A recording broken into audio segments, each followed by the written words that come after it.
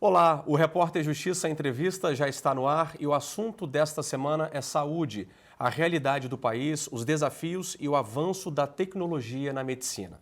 O Brasil é um país com dimensões continentais e uma população que passa dos 200 milhões de habitantes. Garantir o acesso de todos à saúde é promover justiça social e, consequentemente, superar as desigualdades. A Constituição Federal de 1988 diz que a saúde é um direito de todos e dever do Estado, e isso só pode ser feito com políticas sociais e econômicas. Falar de saúde é lembrar de uma das maiores conquistas da sociedade brasileira, o Sistema Único de Saúde. O SUS é considerado o maior sistema público de saúde do mundo. Ele beneficia mais de 190 milhões de brasileiros. E antes da gente apresentar os convidados de hoje, vamos para o nosso quadro Como Começou.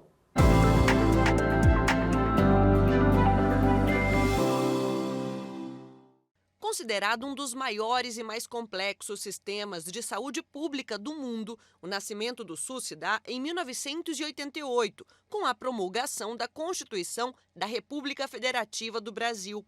Assim que foi criado, o Sistema Único de Saúde passou a oferecer a todo cidadão brasileiro alcance integral, universal e gratuito a serviços de saúde, sem discriminação.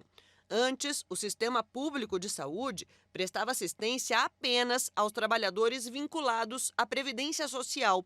Desde que foi criado, o SUS beneficia milhões de brasileiros, desde procedimentos ambulatoriais simples a atendimentos de alta complexidade, como transplantes de órgãos. Ele também promove campanhas de vacinação e ações de prevenção de vigilância sanitária, como fiscalização de alimentos e registro de medicamentos.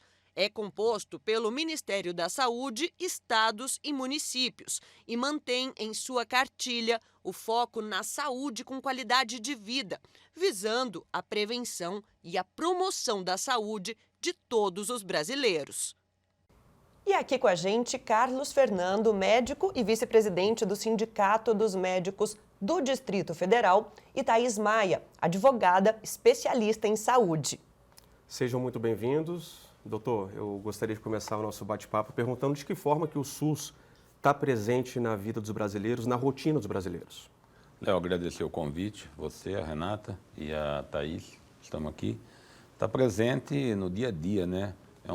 O SUS é um serviço, uma implantação social, como a Renata falou. A gente atende hoje mais de 180 milhões de brasileiros. Basta ver toda a situação que o SUS acolheu na pandemia do Covid-19, toda essa prestação. Então, hoje, a gente tem uma necessidade disso, porque num país de 210 milhões de habitantes, só em torno de 40 milhões de pessoas têm a medicina suplementar, que é a medicina do convênio, ou o particular, que é muito pouco hoje. Então, o SUS é de fundamental importância na vida dos brasileiros. E, doutora, aproveitando então esse cenário, a gente pode afirmar que o SUS é a maior política pública que existe hoje no país? E quais avanços também o senhor poderia citar? O SUS ele teve um grande avanço nas inclusões sociais e também na parte de tecnologia. Deveria estar melhor? Deveria estar muito melhor em relação ao mercado suplementar, né? Isso por uma questão também de gestão, de orçamento e também uma situação em que, com isso, nós daríamos maior benefício e o custo, ao mesmo tempo, também reduziria, né, dos gastos e das eficácias dentro dos tratamentos. Mas isso é uma questão, hoje, muito de gestão que a gente vê que falta muito. Doutora, a partir da nossa Constituição de 88, avançamos em que sentido com relação ao SUS? É interessante essa pergunta porque existem muitas regulamentações na área da saúde. A gente tem regulamentação sanitária, a gente tem regulamentação dos conselhos, das classes da área da saúde. Agora, quando a gente fala de lei propriamente dita, a gente não tem tanta lei assim, né? E isso tem um impacto na questão de garantia de direitos. Então, por exemplo, o Brasil ele ainda está estabelecendo um estatuto de direitos do paciente. Isso ainda não está consolidado e já temos mais de 30 anos de SUS. As relações de saúde, da saúde suplementar, elas são, quando chega na justiça, né, ou mesmo numa questão contratual, elas são balizadas pelo Código do Consumidor, Código de Defesa do Consumidor. E aí isso traz alguns conflitos de dispositivos e também do que se entende de saúde. A gente vai falar agora sobre um dos serviços oferecidos pelo SUS, o atendimento domiciliar, mais conhecido como home care. É o tratamento do paciente no conforto de casa com uma equipe multidisciplinar com estrutura especializada e protocolos de segurança. A assistência depende da necessidade do paciente. Pode contar com fisioterapeutas, fonoaudiólogos, nutricionistas, técnicos de enfermagem ou enfermeiros, por exemplo. A nossa equipe foi conhecer a história do Isaac, de 10 anos, em Santa Maria, no Distrito Federal. Ele tem uma doença rara e difícil até de falar, adrenoleucodistrofia. A gente vai acompanhar agora na reportagem. Esse é o Isaac há menos de um ano. Hoje ele está assim, debilitado. Não fala, não anda e se alimenta por sonda. Jaqueline conseguiu home care pelo plano de saúde. Isaac é acompanhado por médico, enfermeiro, nutricionista, fisioterapeuta e fonoaudiólogo. Aqui em casa tudo mudou, porque aí tem as pessoas que me ajudam e realmente eu estou conhecendo a rotina do Isaac agora, porque eu dava banho nele no chuveiro e agora eu preciso de alguém para me ajudar. As medicações, né? Tem que ser tudo bem certinho, as meninas me ajudam a organizar no horário certo. Eu também tenho a minha filha, né, de 13 anos e com o home care, eu posso acompanhar ela na escola, posso ir numa reunião, posso resolver algo e ter a tranquilidade que o Isaac está sendo bem cuidado em casa. Se não fosse o home care, como é que seria a vida de vocês? Já parou para pensar nisso? Olha, eu nem consigo imaginar. Não, eu acho que eu não daria conta. Ele estaria sofrido para ele, para mim, para minha filha, né, que precisa de mim. Estaria bem difícil.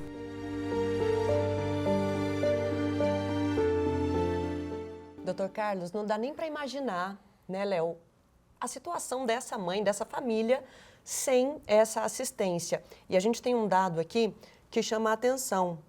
Só em janeiro desse ano, o número de atendimento no SUS de home care, que é pelo programa Melhor em Casa, passou de 430 mil. Então, é um número que realmente chama a nossa atenção, porque a pergunta que fica é a seguinte: o SUS tem condições de atender a uma demanda tão grande? Fica uma situação muito difícil pela alta demanda que existe. E cada dia está mais crescente isso, porque existe um momento em que o paciente já não tem mais a indicação de continuar no hospital. E aí ele precisa de cuidados que vão ser ou paliativo ou curativo, não é? E isso demanda uma condição de recurso humano muito grande, de uma estrutura multidisciplinar muito grande, de um acompanhamento, medicações, materiais específicos de toda essa situação. Então, infelizmente, o SUS não consegue suprir toda essa demanda com esse número que você acaba de mostrar aí. Doutora, só para ficar mais claro para a gente, quais são os critérios que o paciente precisa ter para conseguir o home care pelo SUS? Bom, essa é uma questão que eu vejo que é mais técnica, né? Porque cada caso é um caso, cada organismo é um organismo. Então, isso vai variar muito de situação para situação. Agora, quando você fala em acesso a um direito de home care, então você vai precisar de um relatório médico, né? Ou seja, algo que fundamente esse pedido, essa demanda. Não pode ser assim, da cabeça da pessoa, né? Ah, eu preciso de uma internação em casa, uma internação domiciliar. Então, tem que ter mesmo todo um aparato aí de fundamento técnico mesmo, da medicina, né, dos médicos, né, doutora? E o médico assistente que acompanha o paciente, ele vai ser a pessoa mais capaz para dizer, para avaliar. Né? E no caso de convênios, aí também tem uma questão de perícia interna, então isso varia muito do sistema que a gente está falando, sistema público, sistema de convênio, enfim. Doutora, a gente vai mudar um pouquinho de assunto agora para falar de um profissional muito importante no atendimento domiciliar, o cuidador de idosos. A relação entre o profissional e o paciente precisa ser de confiança, respeito e parceria mesmo. Para isso, existem empresas especializadas na capacitação do cuidador de idosos. A gente vai acompanhar agora.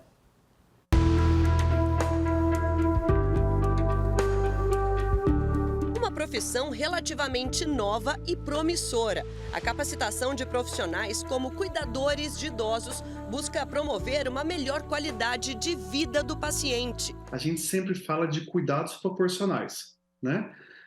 Para manter a independência do idoso ao máximo. Então, o cuidador de idosos não basta apenas ser um bom cuidador. Ele tem que ter o perfil correto para aquela família. E quando a gente consegue essas duas questões, a gente tem bastante sucesso. Estevam é o responsável por este estabelecimento que atua no cuidado ao paciente que precisa de atendimento domiciliar. Para ele, qualidade de vida e praticidade são o que fazem o home care ser tão vantajoso. A gente treina os cuidadores em funções básicas da casa, né? O que é atividade de vida diária? É o banho do cuidador, que o cuidador dá para o idoso, é a parte da alimentação, dos passeios, né? E a parte de atividade instrumental é a parte mais complexa, né? Ir até um supermercado com o idoso e fazer uma compra, administrar a parte da casa, né? Dr. Carlos, agora a gente acompanhou aí esse treinamento que nada mais é do que a profissão do futuro, talvez, né? Com a quantidade de idosos que daqui a pouco o Brasil vai ter. Falando desse tipo de treinamento, né, em relação aos idosos e aos pacientes, é diferente a atuação de um profissional desse em casa do que de um treinamento que ele recebe para atuar dentro de um hospital, por exemplo? Então, acho que a gente tem que classificar o cuidador até que ponto que ele consegue fazer a atividade dele. Agora, é de se dar os parabéns em relação a isso, porque essa situação de você preparar a pessoa é fundamental, mesmo que seja para as coisas mais básicas, como tirar o paciente do leito, se esse paciente consegue, como que dá o banho, como que limpa uma sonda, horário de medicação, o carinho que tem, essa humanização do carinho que tem, porque não é fácil, né? Eu posso citar isso como exemplo, dentro de casa, minha mãe ficou sob o cuidador quase 10 anos, né? Então é uma situação... Então, está crescendo esse mercado e quanto mais qualificar esse mercado, melhor vai ser a resposta. E é importante, né, doutor, deixar bem claro que esse é um trabalho voltado para o paciente, que isso não se estende ali para os outros familiares. Bom, um fato é que a Renata já adiantou, a população brasileira está envelhecendo, a expectativa de vida hoje é de 77 anos. E a minha pergunta, doutor, é a seguinte: esse serviço, ele pode ser oferecido pelo SUS? Não, esse tipo de serviço que vai variar, até mesmo vocês viram na reportagem, né? Acompanhar no supermercado, às vezes organizar conta, fazer uma companhia mesmo, jogar uma palavra cruzada, um dominó, ou também, né, auxiliar no banho. Ele não chega a ser oferecido dessa forma no SUS, porque a gente está falando mesmo de um acompanhamento, de um cuidado. No Brasil, a gente não pode cobrar esse nível de atenção do Sistema Único de Saúde, apesar de ser necessário em muitos casos, e há uma preocupação também, porque as pessoas estão envelhecendo, estão tendo menos filhos, né? E no nosso país, em que tudo isso é gerido, né, pelo governo, é uma preocupação, né? E o Repórter Justiça Entrevista vai para um rápido intervalo, mas continue com a gente, porque no próximo bloco vamos falar sobre o avanço da tecnologia na saúde. Tem novidade, então fique ligado, a gente volta já.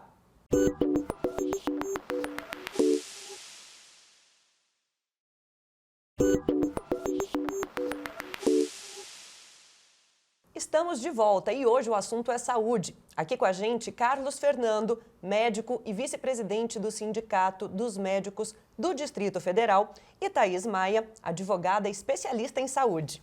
Renata, a verdade é que a tecnologia muda os nossos hábitos, o estilo de vida, aliás, muda toda a sociedade. E essa transformação, esse avanço tecnológico também revolucionou a medicina. E como revolucionou, Léo? Informações que antes eram burocráticas se tornaram acessíveis em poucos cliques. A parte boa disso é um diagnóstico preciso, rápido e um tratamento mais eficiente. A gente vai acompanhar agora a história da Thaís de Brasília. Ela foi diagnosticada com diabetes tipo 1 na infância e há 5 anos descobriu uma doença causada por uma complicação da diabetes. Foi quando a tecnologia passou a ser uma grande aliada para ter mais qualidade de vida. É o que você vai ver agora na reportagem. Minha endócrino, na época, falou assim, olha, você está com polineuropatia periférica e a única forma de você reverter esse quadro, que ainda é reversível porque foi descoberto muito cedo, é você tentar regular a sua glicose, tentar deixar mais estável possível, sem muito pico e sem ficar com ela muito elevada. Agora é que entra a tecnologia na vida da Thaís. Ela passou a usar um sensor aplicado no braço, que substitui o teste da ponta do dedo. O glicosímetro, que é a ponta do dedo, ele mostra pra gente só a nossa glicose no momento. Esse dispositivo, ele consegue mostrar pra gente as tendências, por exemplo, não só a glicose do momento. Vai mostrar se tende a subir a glicose, a descer ou permanecer estável. E com esse dispositivo eu consegui reverter a neuropatia. Doutora, a cada 14 dias o sensor precisa ser trocado e o custo é de mais ou menos R$300. O SUS oferece esse equipamento? Olha, se ele oferece exatamente esse equipamento, eu não sei te dizer, mas que ele tem a obrigação de cobrir algum custo ou cobrir esse medicamento pela nossa legislação, ele tem.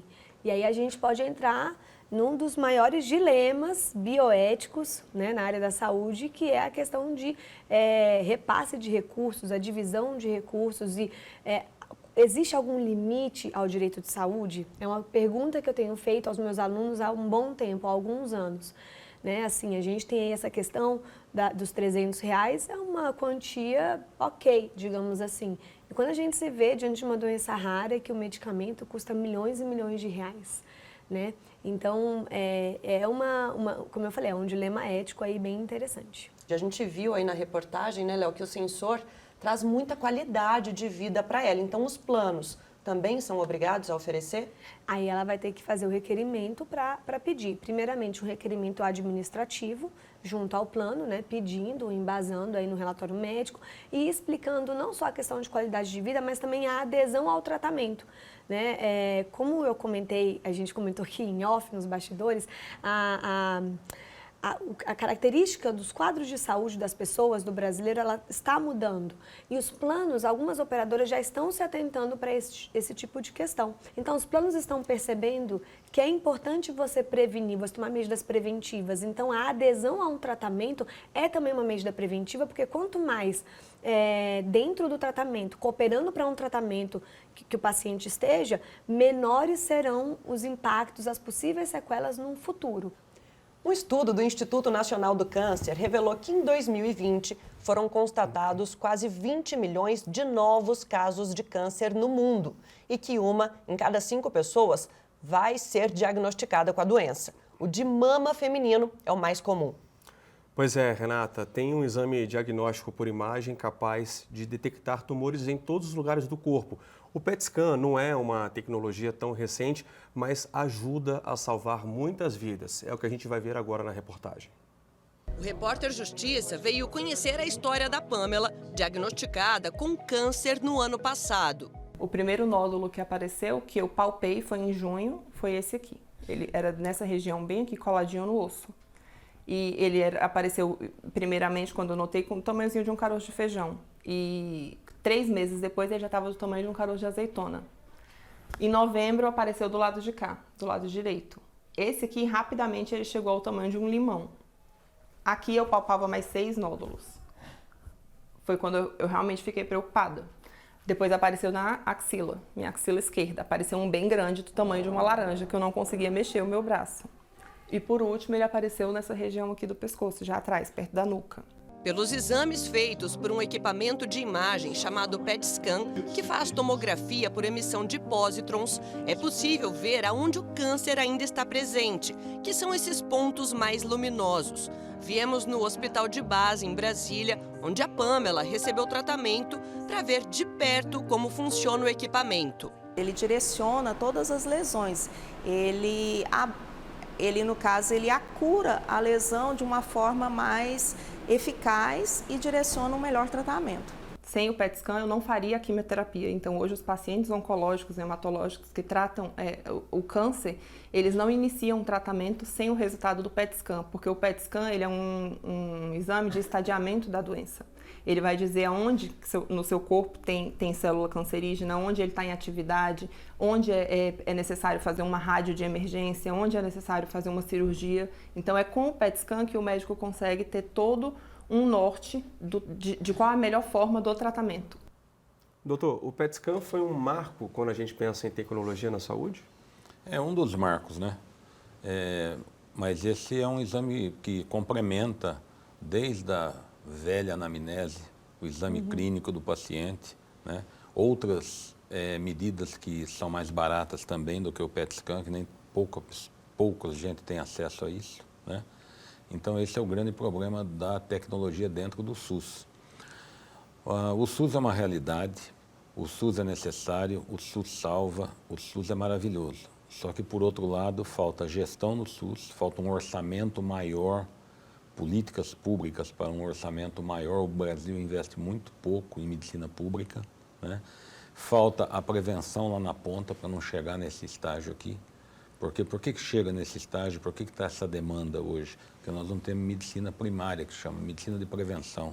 Aquela do centro de saúde, para tratar a hipertensão, para tratar o diabetes, para não chegar no infarto, no AVC, para fazer o preventivo do Papa Nicolau para o câncer do colo, para fazer a mamografia a partir dos 40 anos, para não chegar no câncer de mama, né? Não que não vai chegar, mas você vai diminuir muito. Então, a assistência à prevenção no país está muito falha, né? As campanhas de vacina, as campanhas das ITS, das doenças sexualmente transmissíveis.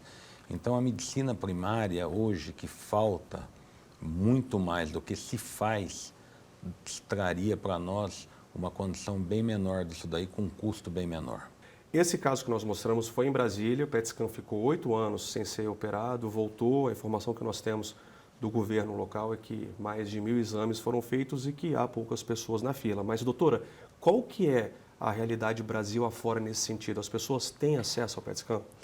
A verdade é que muitos pacientes vêm para Brasília para conseguirem ter acesso, muitos pacientes da Bahia, né? E aí isso varia muito também de doença, de quadro, mas nós temos, infelizmente, uma disparidade entre alguns estados. Né? Claro que isso não é uma regra geral, então tal estado sempre vai ser ruim, porque existe também a questão municipal, né? De gestão municipal, porque o SUS ele envolve todos os entes federativos, né? Desde o município, o Distrito Federal até a União, e todos são solidariamente responsáveis, como a gente fala na justiça, no direito. Então, existe aí também uma questão de gestão municipal. Agora, a rigor, a gente pode falar que existem lugares em que há uma melhor atenção, há uma melhor gestão e outros em que, infelizmente, não há. Então, isso vai variar também das questões e fatores de cada localidade. Doutora Thaís, a gente continua falando de aparelhos que mudam e salvam vidas e agora, Léo, chegou o momento da gente mostrar o que tem de novidade, de tecnologia na saúde. O que eu posso adiantar é que a gente vai falar agora de um futuro mais presente do que a gente imagina. É isso mesmo, Renata. Pessoas com deficiências motoras podem conseguir, por meio de um equipamento de ponta, andar, agachar e até subir degraus. É o exoesqueleto. É o que a gente vai acompanhar agora na reportagem. Oh, I like it better. Okay. Good. You like them better? Um equipamento que chama a atenção. Down. Yes. Uma tecnologia que dá autonomia para pessoas que até então não poderiam mais caminhar. Quando eu me vi em pé andando naquele negócio, um equipamento tão moderno, né? Que eu primeiro me emocionei por várias coisas, até por ver a ciência, a tecnologia a favor da saúde, a favor da humanidade, do cidadão. Isso, para mim, foi uma super emoção. O exoesqueleto trabalha em harmonia com o corpo de quem está no comando. Com ele é possível caminhar para frente, andar para os lados, dar meia volta e andar para trás também. Foi em Nova York que a senadora Mara Gabrilli teve essa experiência. É como se fosse um esqueleto externo que te auxilia na marcha e que você não precisa ter força nos braços, porque todos que foram criados até hoje, alguns de muito boa qualidade, mas não é para uma pessoa tetraplégica como eu, que tem pouca força no braço. O equipamento fornece aos membros do corpo mais movimento, força e resistência. Por isso, para chegar até aqui, foi às custas de muito treino. Come on. Again. Shoulders back. Yeah, that's great. I helped you a little bit, but you're doing a great job. Come on. Do it. Again. Come on. Doutora Thaís, uma tecnologia que até surpreende, né, Léo? Né? Muito bacana. Como é que a senhora avalia a importância de uma tecnologia dessa na vida de pessoas que têm deficiência motora? Deve ser um impacto, uma emoção, algo tão impressionante você, uma pessoa, ainda mais no caso de uma pessoa que sempre teve os movimentos por alguma doença ou algum evento, perdeu e depois volta, né, a conseguir se movimentar. A questão da independência, autonomia, intimidade, né, que a pessoa pode voltar a ter. Eu não sei, eu não consigo mesmo ter, eu não tenho noção, né, de como que é isso. Acho que tem coisas que a gente só pode realmente imaginar. Doutor, o preço de uma tecnologia como essa ainda é o grande desafio, porque a pergunta que a gente faz é aquela, assim, quando que a população brasileira pode ter acesso a uma tecnologia como essa? Porque, ok, existe, mas isso vai ser acessível quando? Então, o preço, ele passa por políticas públicas no serviço público. Primeira coisa, aquilo que eu já mencionei, precisa ter maior investimento no serviço público, de você adquirir não só nessa área do locomotor, como em outras, né? O crescimento da tecnologia em várias áreas está maravilhoso. Falta também o estímulo ao estudo e à formação das universidades nos cursos de mestrado, doutorado e ciência, para que o Brasil também se torne pioneiro. Nós estamos muito longe disso. E temos grandes cabeças, temos grandes profissionais. E hoje nós temos, a neurologia evoluiu muito os procedimentos, né? Hoje praticamente você opera poucos aneurisma, você tem cirurgia de tumores cerebrais, de epilepsia, onde você faz com o paciente acordado. Você tem o advento da robótica, que está cada dia se avançando mais. Robótica na cabeça e pescoço, robótica no tórax, robótica no abdômen. Hoje o Brasil conta com uma robótica do aparelho urinário. Hoje nós temos o melhor profissional do mundo em robótica na urologia, é um brasileiro, que é o professor Rafael Coelho, de São Paulo, da USP, né? Temos a instrumentação na ortopedia hoje, com placas, com parafusos, com pinos, como a gente chama, como a gente gosta de falar, esses materiais especiais de órtese e prótese, maravilhosos, né? Temos hoje também na parte da estética, da beleza, produtos, materiais. Então a medicina cresceu muito, se torna caro um pouco, não tenha dúvida. Muito obrigado pela presença de vocês aqui conosco. O Repórter Justiça Entrevista fica por aqui e a você de casa, obrigado pela audiência. É isso aí. Na próxima semana a gente tem um novo encontro. Até lá!